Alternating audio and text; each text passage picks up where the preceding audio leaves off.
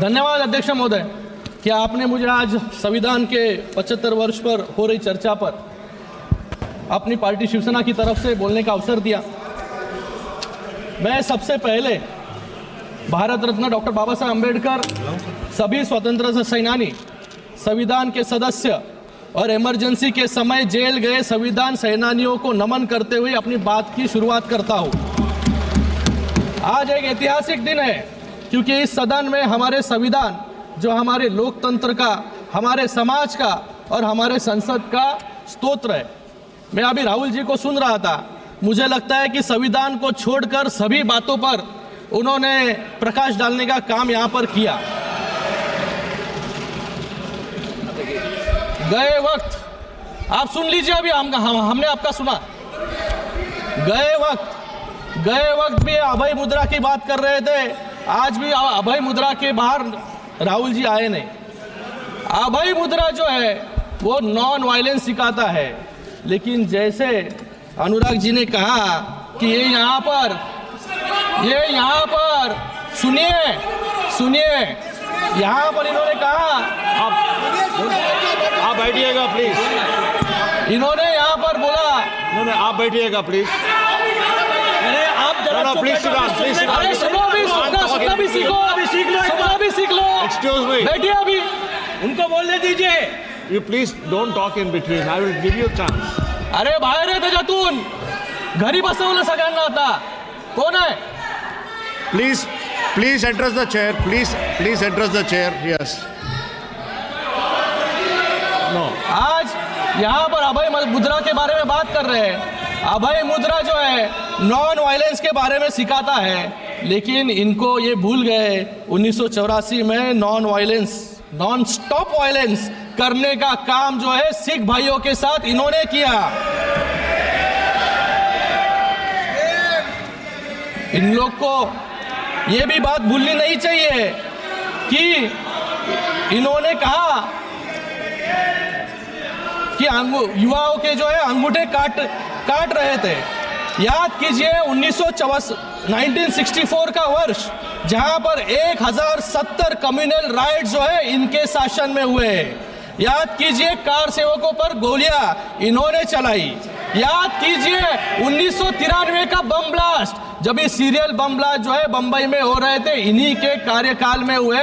गए 10 साल में एक भी बम ब्लास्ट जो है मुंबई में नहीं हुआ, देश भर में नहीं हुआ।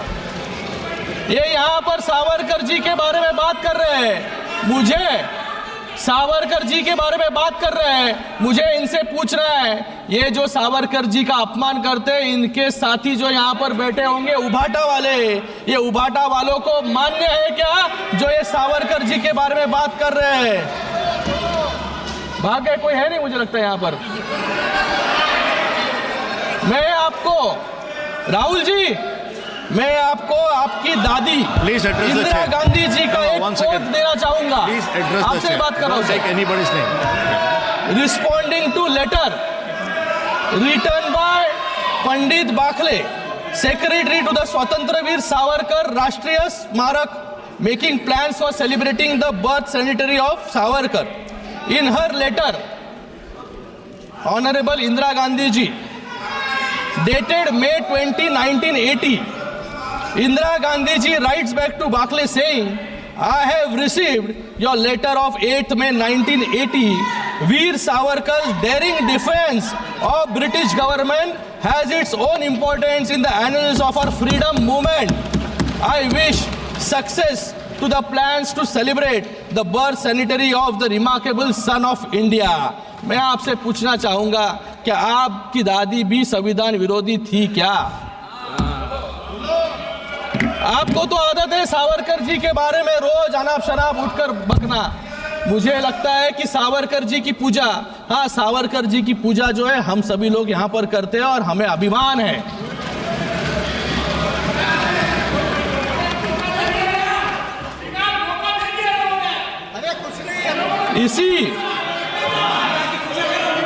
इसी संविधान ने आज हम यहाँ पर संविधान पर चर्चा कर रहे हैं।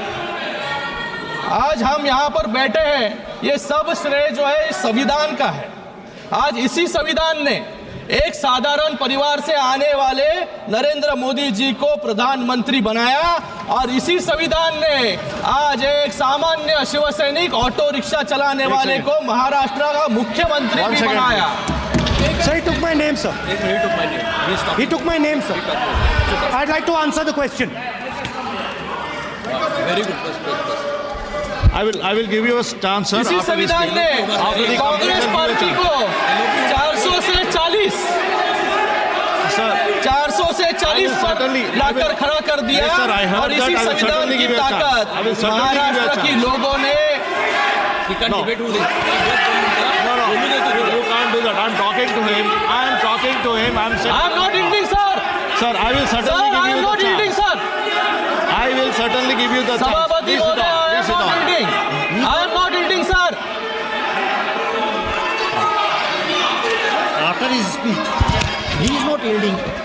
इसी संविधान ने सर ये क्या ये कौन सा संविधान है, ये कौन सा संविधान है?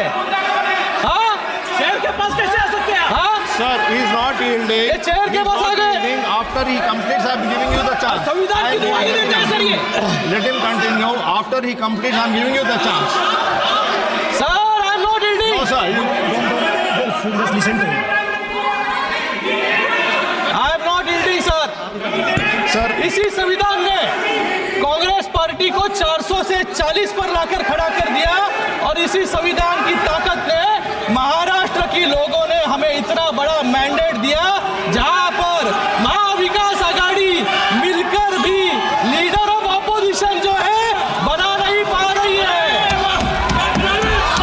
आज उस संविधान के 75 वर्ष हुए हैं और ये संविधान कितना मजबूत है उसका मैं आज उस संविधान के 75 वर्ष हुए हैं और ये संविधान कितना मजबूत है उसका मैं उदाहरण देता हूँ। टॉम गिन्सबर्ग जो यूनिवर्सिटी ऑफ शिकागो के प्रोफेसर हैं और जिन्होंने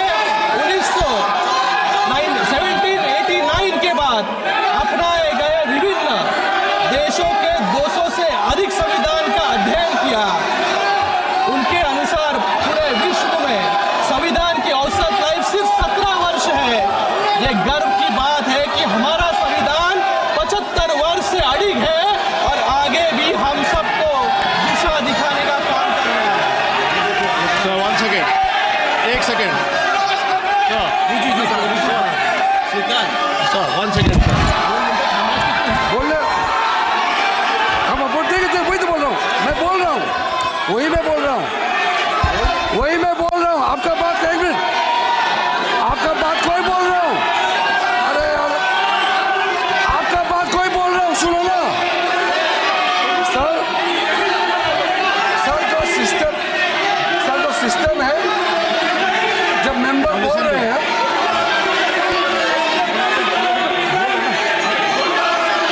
सर, जो रूल कहता है कि जो मेंबर बोल रहे हैं किसी मेंबर का नाम लेते हैं तो उसका रिस्पॉन्ड करने का राइट रहता है, लेकिन जो बोल रहे हैं वो यील्ड करना पड़ेगा। जब वो यील्ड करेंगे तो राहुल गांधी जी को जरूर बोलने का मौका मिलेगा। और आपने कहा था कि इनके बोलने के बाद लीडर ऑफ ऑपोजिशन को बोलने का मौका देंगे, वो आपका चेयर से कहा है, ये भी रूल के तहत ही है और ये संविधान रूल में है, तो मेंबर यील्ड करेंगे तो ये बोल सकते हैं, और वरना तो आपने बोल ही दिया कि इसके बोलने के बाद राहुल गांधी को फिर से क्लैरिफिकेशन का मौका देंगे, आपने कहा है। Yes, sir. Yes, sir. I already mentioned that he is not yielding. After he completes, I will give a chance to you. Please complete. He will complete, then I will give a chance to him. Yes. Let him continue.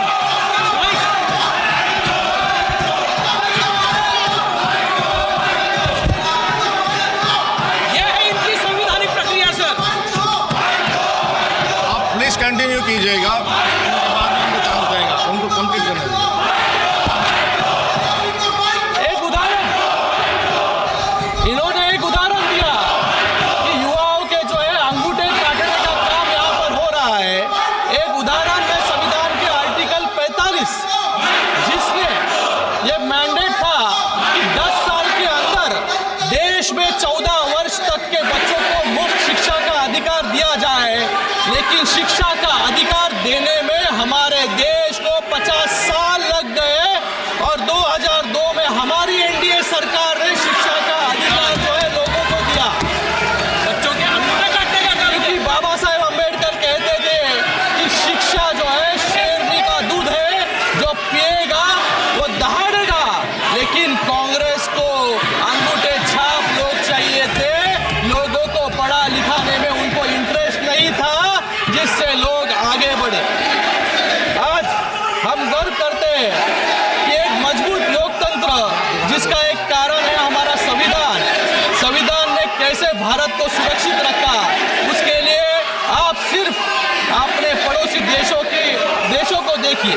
Sri Lanka ने अपना संविधान I'm again 3 bar appealing बदला, to you.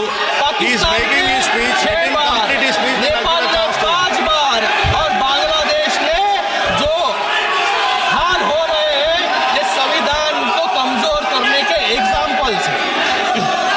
जब हम संविधान की बात करते हैं तो उसकी चर्चा महात्मा गांधी जी और डॉक्टर बाबा साहेब अम्बेडकर के बिना नहीं हो सकती। इन्होंने तो डॉक्टर बाबा साहेब अम्बेडकर का नाम तक नहीं लिया, क्योंकि डॉक्टर बाबा साहेब अम्बेडकर से इनका विरोध जो है पहले से चल रहा था। डॉक्टर बाबा साहेब अम्बेडकर जी को 2 बार हराने का काम इसी कांग्रेस ने किया।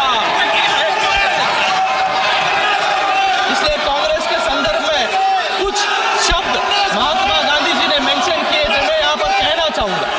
महात्मा गांधी जी ने जनवरी 27, 1948 को यह लिखा था, कांग्रेस हैज, ये सुन लीजिए कांग्रेस वालों, Congress has outlived its use in its present form, should be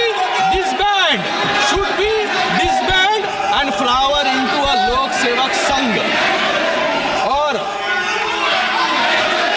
doctor Baba Saheb Ambedkar ji ने भी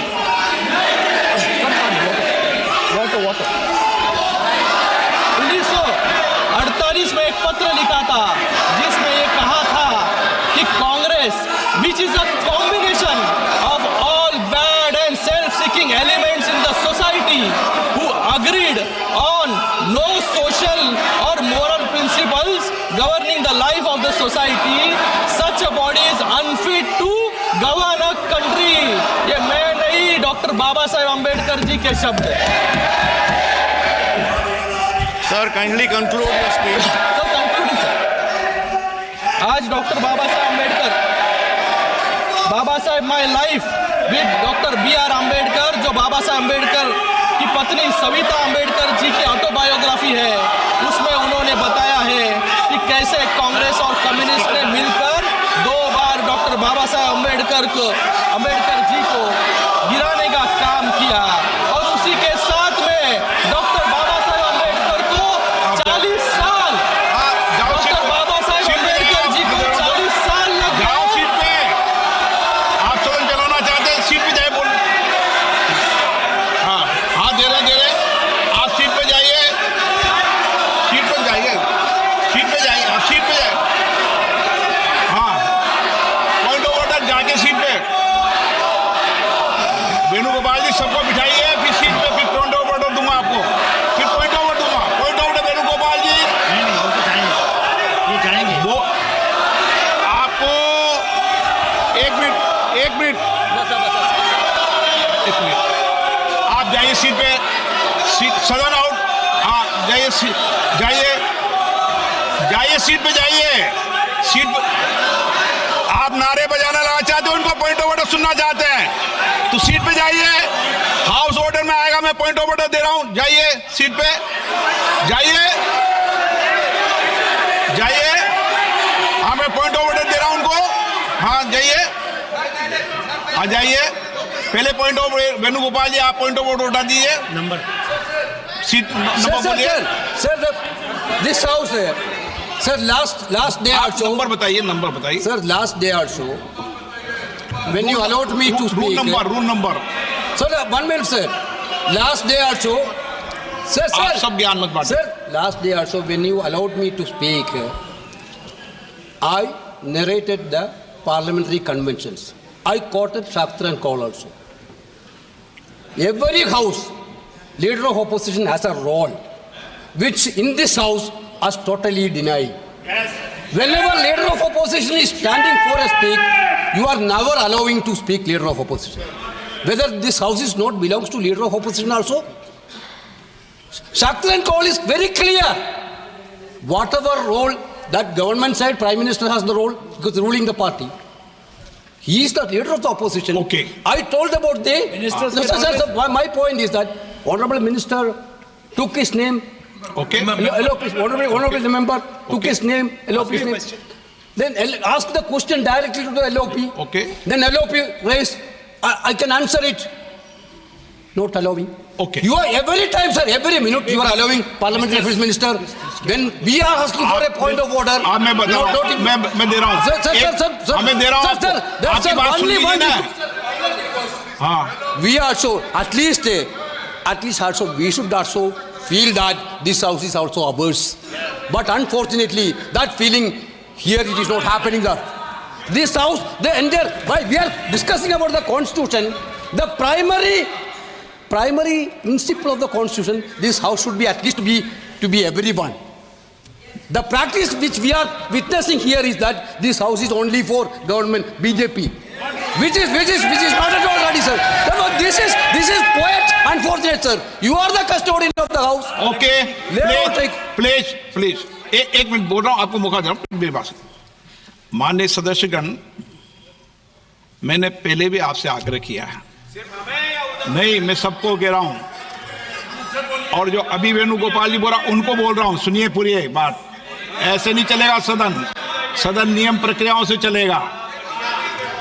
जिस समय आप बोलने की बात कर रहे हैं, माननीय विदेश मंत्री जी ने अपना वक्तव्य रखा और नियम प्रक्रिया के अंदर यह है, लोकसभा की नियम प्रक्रिया अलग है, राज्यसभा की नियम प्रक्रिया अलग है।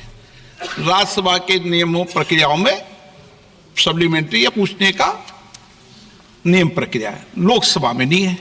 और आज तक कभी भी जब कभी स्टेटमेंट मंत्री का दिया हो तो कभी भी मैंने 5 साल भी किसी को भी बोलने का मौका नहीं दिया। ये विषय आप पहले जो मुझे बता, 1 मिनट बताइए, वो नियम प्रक्रिया। अब आपने कहा कि इस विषय पर मेरा आग्रह है, ऐसे नियम प्रक्रियाओं के अंदर ये रहता है कि पूरा भाषण समाप्त होने के बाद हम लीडर ऑफ अपोजिशन या लीडर या संसदीय मंत्री को पॉइंट ऑफ ऑर्डर भी बीच में बाद में बोलने का मौका देते हैं। ये 1 मिनट नहीं, मैंने कभी नहीं दिया, बीच में नहीं दिया।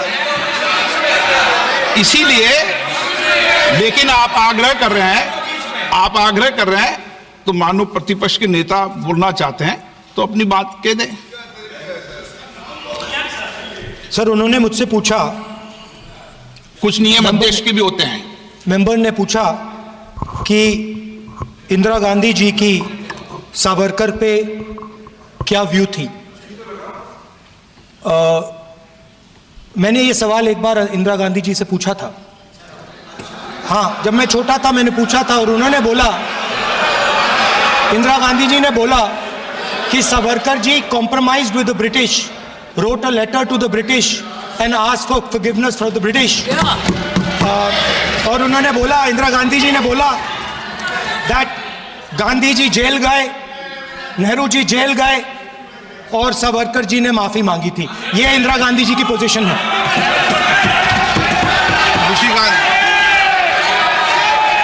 एकनाथ शिंदे जी वो बोलेंगे, महाराष्ट्र के ज्यादा सावरकर जी को जानते हैं, कोई आपको पता चलेगा कि आप बोले, बताएं आप। मैंने सिर्फ इंदिरा जी ने जो लेटर सेक्रेटरी को, पंडित बाखले सेक्रेटरी जो सावरकर राष्ट्रीय स्मारक के सेक्रेटरी है, उनको जो लेटर लिखा था, वो लेटर को कोट करने का काम जो है मैंने किया है। वहां पर कुछ भी सवाल उनको मैंने पूछा नहीं, ये बताने का काम उनको मैंने किया था। और जो आप अच्छी डिबेट करो संविधान पर, क्या है? देखो, हम लोग संविधान पे ही बात कर रहे हैं सर, उठ के मत जाओ, सुन नहीं रहे। आप ऐसे नहीं, आप मुझे बोलिए। सर कंटिन्यू करूं? आप कंटिन्यूज करो। आज मैं इस सदन में एक महत्वपूर्ण घटना है, यहाँ पर संविधान के बारे में कंटिन्यूसली हाथ में बुक लेकर लोकसभा के वक्त फेक नैरेटिव फैलाने का काम इन्होंने किया। बीच में तो संविधान की किताब सिर्फ कवर था, अंदर पेजेस जो है ब्लैंक थे, क्योंकि संविधान का इस्तेमाल सिर्फ लोगों का वोट बटोरने के लिए इन्होंने किया। मैं आज इस सदन में एक अत्यंत महत्वपूर्ण घटना का उल्लेख करना चाहूंगा। सर 5 मिनट चाहूंगा, सिर्फ 5 मिनट चाहूंगा कि जो संविधान पर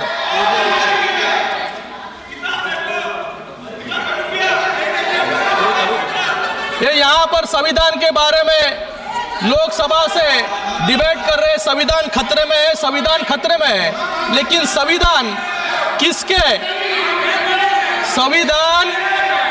किसके राज में खतरे में था, ये मैं बताना यहाँ पर चाहूंगा।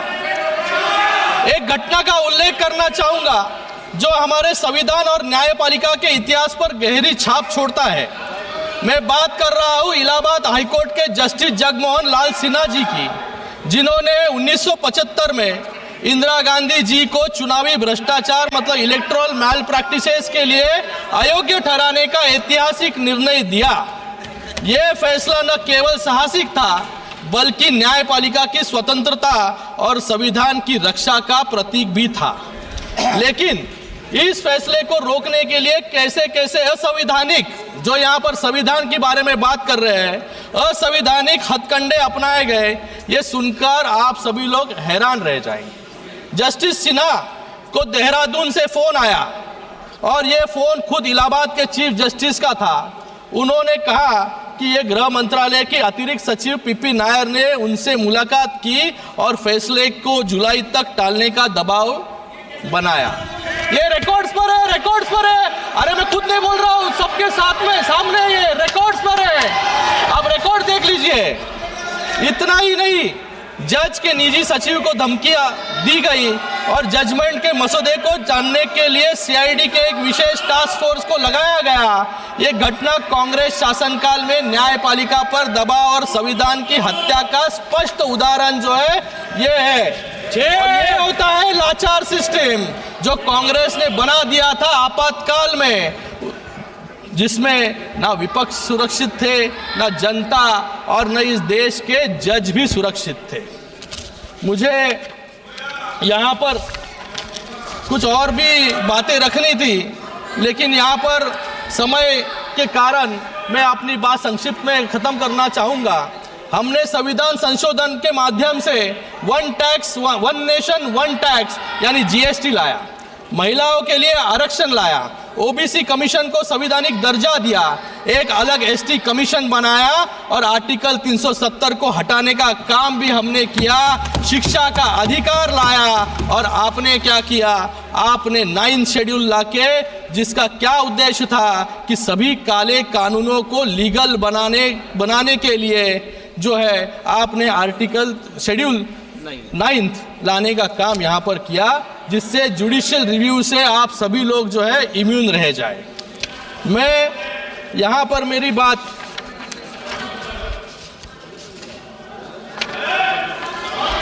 यहाँ पर इन्होंने धारावी की बात की। सर मैं मुंबई से आता हूँ, धारावी के लिए बात करूंगा। महोदय, आर्टिकल 21 जो भारत के नागरिकों को राइट टू लाइफ देता है, और लाइफ का मतलब सिर्फ जिंदा रहना नहीं, इसमें एक अच्छा और सम्मानजनक जीवन देना भी शामिल है, जिसके लिए हमने धारावी का पुनर्विकास करने की योजना शुरू की। पिछले 50 सालों में जो लोग झुग्गी झोपड़ियों में रहते थे, उन्हें धारावी में अपने अधिकार के नए और पक्के मकान मिलने वाले हैं। मैं सदन को बताना चाहूंगा कि धारावी में दलित, वाल्मीकि, कुंची, कोरवी, नाडार जैसे पिछड़े समाजों की बस्ती है, लेकिन पिछड़े समाजों के लोगों को इनको अधिकार से रोकने का काम ये कांग्रेस के लोग और उनके साथियों जो है मुंबई में कर रहे हैं। मैं आज यहाँ पर बात खत्म करूंगा। 42वें संविधान संशोधन के माध्यम से इंदिरा गांधी सरकार ने लोकतंत्र और विधि के शासन को कमजोर किया। इस 7 से 10 अगस्त 1975 मतलब सिर्फ 3 दिनों में लोकसभा, राज्यसभा और 17 राज्य विधानसभाओं से रिकॉर्ड स्पीड से पारित करवाया गया। रविवार को राष्ट्रपति जी ने इसको मंजूरी दी और अधिकारियों ने उसे उसी दिन उसको नोटिफाई किया। क्यों किया? क्योंकि इसका सिर्फ एक उद्देश्य था, सुप्रीम कोर्ट में इंदिरा गांधी जी के खिलाफ चुनाव याचिकों को खत्म करना था। ये इतनी तेजी से अगर आप शिक्षा और महिलाओं को आरक्षण देते तो आज हमारा देश कहां से कहां पहुंच जाता। This is the greatest misuse and abuse of power and insult to the ideals of Baba Saheb Ambedkar. मैं यहां पर मेरी बात अंत में कुछ 4 पंक्तियों बोलकर खत्म करना चाहूंगा। मैं भारत का संविधान हूं, मैं सबको राह दिखाता हूं, समाज के हर वर्ग को उनके अधिकार दिलाता हूं, उलझे न भारत का कोई, सदा प्रयास यह करता हूं, रातों के अंधकार में भी मैं दीपक सदा जलाता हूं। धन्यवाद।